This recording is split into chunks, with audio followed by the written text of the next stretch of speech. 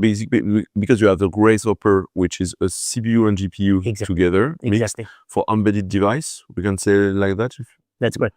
So, well, I mean, it's a server processor, but he's putting the two together. So he has the acceleration, the GPU acceleration with the server front end, and then it allows him to actually have a lot of interaction between the two. So for instance, he can do power steering between the CPU and GPU.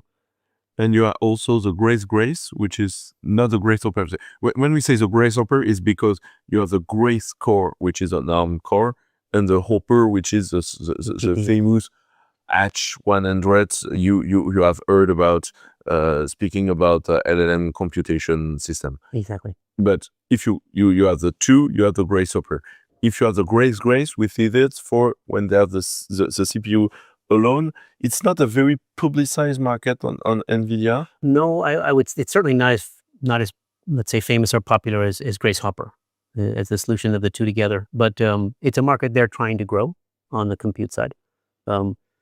So the idea is they create what they call a module, and it's kind of a small daughter card. We call it a daughter card. They call it a module, where you have Grace and Hopper together on the card, and then you have the memory on the card as well. They use LPDDR, low power DDR.